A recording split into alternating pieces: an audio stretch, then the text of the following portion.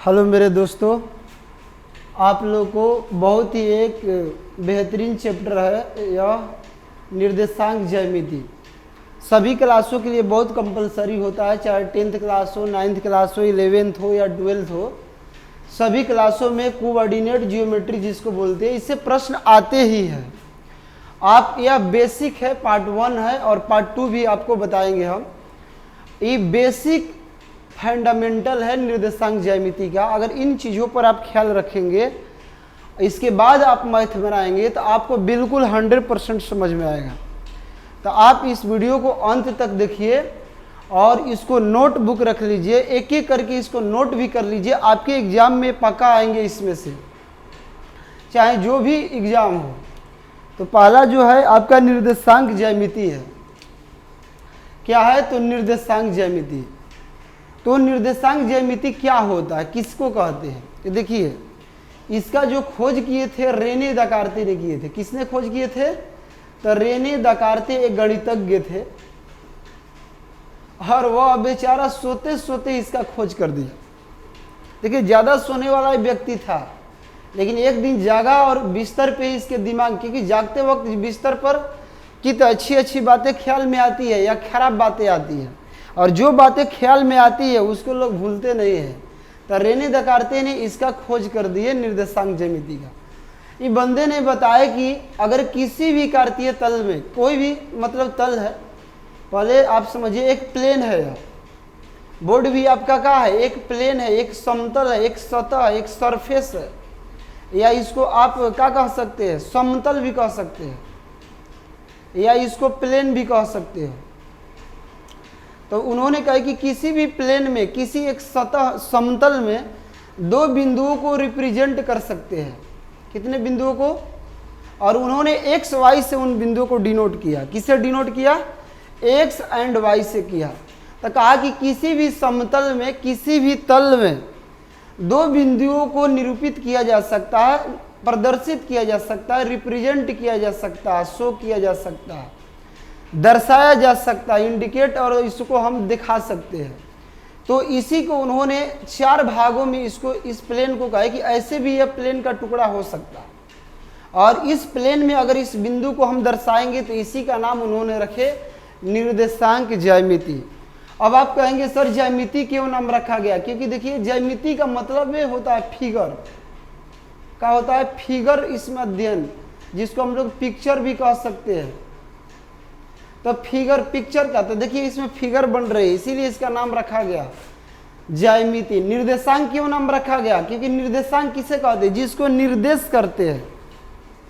जैसे इसको बिंदु से हम निर्देश कर रहे हैं, जैसे होता है निर्देशक, डायरेक्टर, तो वह निर्देश करते हैं। तो उसी तरह बिंदु क्या कर रहा है? निर्देश कर रहा, बता रहा कि हम कहाँ पर हैं। तो इसीलिए इसका नाम रखा गया निर्देशांक ज्यामिति। तो याद हो गया होगा कि किसी तल में दो बिंदुओं को, और वह वास्तविक संख्या होना चाहिए। एक्स और वाई कैसी संख्या होना चाहिए? X Y belongs to R, एक रियल नंबर होना चाहिए, वास्तविक संख्या। तो इसको बेहतर तरीका से बना सकते हो कि किन्हीं दो वास्तविक संख्याओं को किसी तल में बिंदु के रूप में दर्शाया जाता है, तो उसे निर्देशांक ज्यामिति कहते हैं। और बेहतर तरीका से बना सकते हो, बनाने का बहुत सारे तरीका है, कि गणित की वह शाखा जिसमें दो वास्तविक संख्याओं को किसी तल में बिंदु एक्स वाई के रूप में दर्शाया जाता है, तो उसे निर्देशांक ज्यामिति कहते हैं। इस वीडियो को पॉज कर करके, रोक रोक कर इस पूरे लाइन को आप याद कर सकते हो और इसको लिख भी सकते हैं आप। तो अब ज़्यादा नहीं इसमें बताएंगे, एक ही लाइन में याद रखिएगा कि दो बिंदुओं को किसी तल में निरूपित किया जाता है, रख दिया जाता है दो बिंदु को, तो उसी को निर्देशांक ज्यामिति कहते हैं। चलिए, तो यह जान गए हम लोग निर्देशांक ज्यामिति। इसके बाद जो है आपका है कार्तीय तल। क्या है? कार्तीय तल, जिसको हम लोग कहते हैं कार्टेशियन प्लेन। इसको क्या बोलते हैं?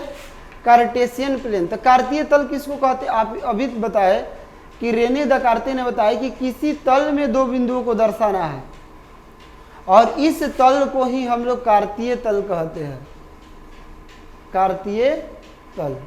और इसको हम लोग 4 भागों में ऐसे डिवाइड कर देते हैं। अब इसको भी नहीं लिखिएगा तो कोई दिक्कत नहीं है। इसको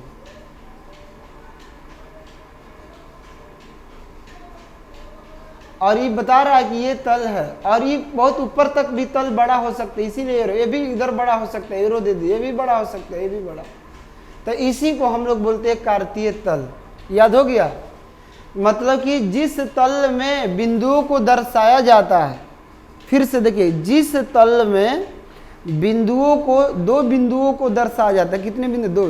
किसी तल में दो बिंदुओं को दर्शाया जाता है तो उस तल को कार्तीय तल कहते हैं। आगे पढ़ेंगे, तीन बिंदु को भी दर्शा सकते हैं, ठीक है। ऐसे अभी आपको 2D पढ़ना है कि दो बिंदुओं को, तो वह तल जिसमें दो बिंदुओं को दर्शाया जाता है तो उस तल को कार्तीय तल कहते हैं। चलिए, अब बन गया आपका मूल बिंदु, ओरिजिन पॉइंट।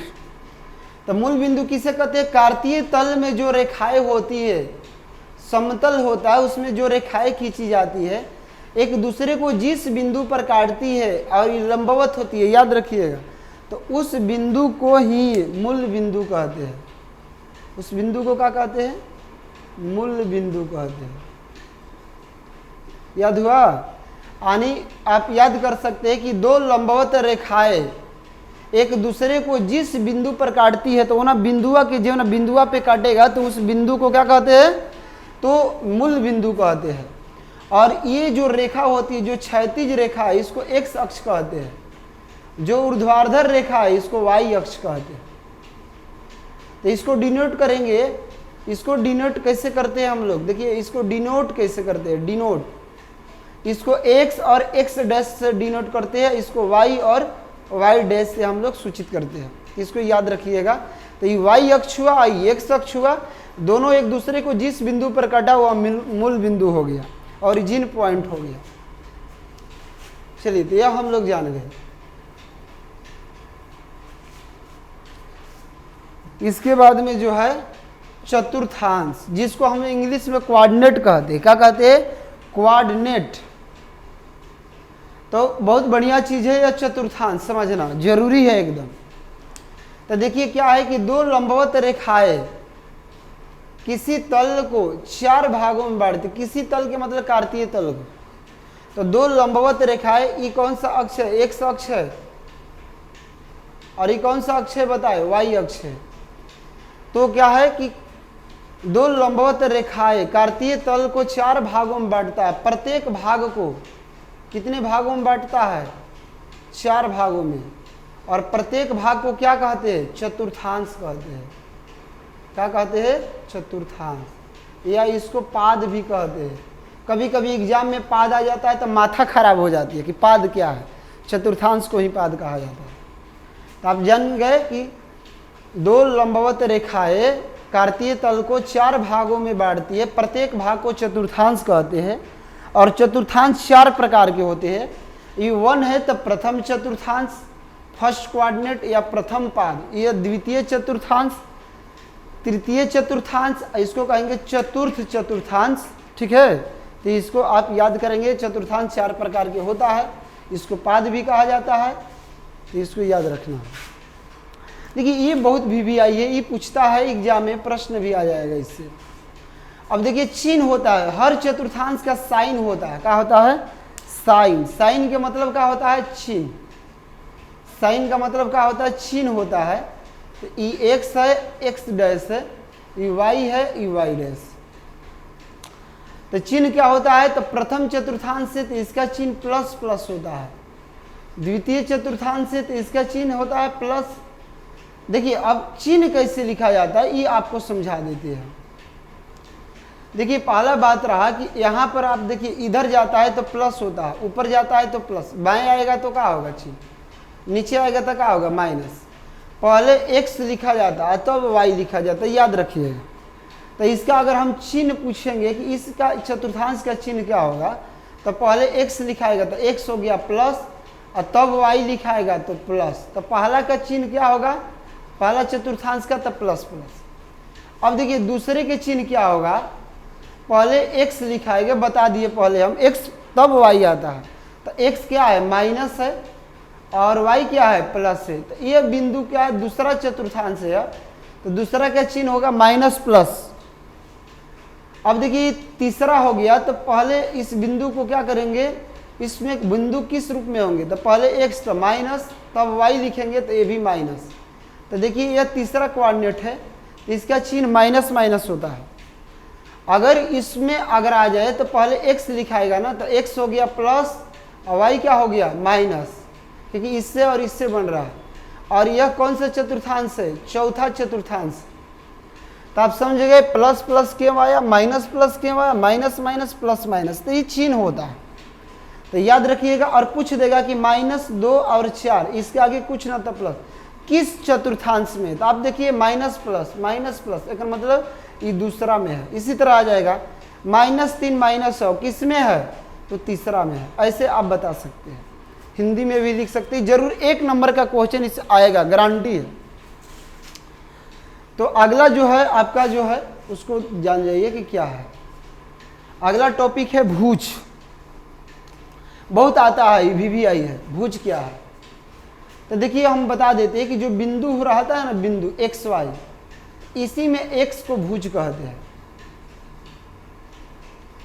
अगर इसको तरीका देखिए, x का मान जो होता है, यहां पर कोई बिंदु लिख दिए XY, तो x का जो मान होता है ना, इससे दूरी मापा जाता है। ये x अक्ष है, ये y अक्ष है, तो x अक्ष से ऊपर दूरी मापेंगे ना, तो यही x कहलाता है। नहीं समझे, यहाँ पर कोई बिंदु है, तो यह दूरी मापा गया है यहाँ से, क्योंकि यहाँ से बता रहा है कि यहाँ से यहाँ तक इस डायरेक्शन में आ रहा है ना, देखो ये है, ये भी इधर आ रहा है। तो x क्या होता है कि x किस अक्ष से मापी गई दूरी होता है, तो y अक्ष से। तो परिभाषा ये बहुत लोग को नहीं आता, और 1 नंबर में पूछ देता है कि y अक्ष से मापी गई दूरी, चाहे y अक्ष से किसी बिंदु की दूरी को क्या कहते हैं, तो y अक्ष से किसी बिंदु की दूरी को क्या कहते हैं, x कहते हैं। x माने क्या कहते हैं, भुज कहते हैं। क्या कहते हैं, भुज। याद हुआ, तो आप समझ लीजिएगा x को भुज कहते हैं, चाहे y अक्ष से, x है लेकिन y उल्टा होगा, y अक्ष से मापी गई दूरी को क्या कहते हैं, भुज कहते हैं। तो आ जाएगा कि 2 और 4 में भुज क्या होगा, तो आंसर हो जाएगा भुज कौन होगा, तो 2 हो जाएगा। कौन हो जाएगा, 2।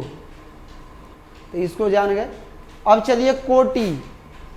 कोटि क्या होगा, देखिए यहां से अगर दूरी मापेंगे किस अक्ष से, देखिए ऊपर की ओर माप रहे हैं, तो ऊपर की ओर अगर दूरी मापेंगे तो x तो हो गया, ऊपर की ओर मापेंगे तो y आ जाएगा। ऊपर की ओर कौन आएगा, y, इधर आएगा x। तो y क्या होता है, x अक्ष से मापी गई दूरी को, चाहे x अक्ष से किसी बिंदु की दूरी को क्या कहते हैं, तो x अक्ष से किसी बिंदु को दूरी को क्या कहते हैं, y कहते हैं। y माने कोटि, इस y को कोटि कहते हैं। तो क्या हो गया, x अक्ष से किसी बिंदु की दूरी को कोटि कहते हैं। अगर आ जाए 2 4 में कोटि कौन होगा, तो कोटि 4 हो जाएगा। तो आप ये भी समझ गए। अब चलिए अक्ष पर जो बिंदु है, निर्देशांक क्या होगा।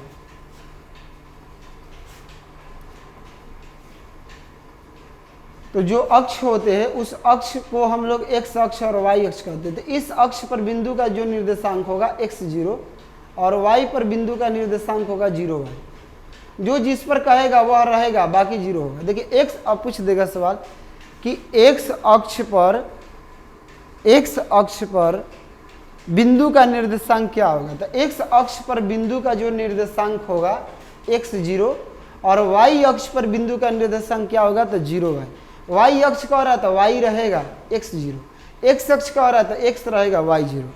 तो यह वीडियो बहुत आप लोगों को पसंद आएगा, हम जानते हैं, और आप इसको अच्छे तरीका से एक एक समझ लीजिए बातों को। और थ्योरी पार्ट 2 बनेगा, उसको इंतजार कीजिए, उसको जरूर देखिएगा।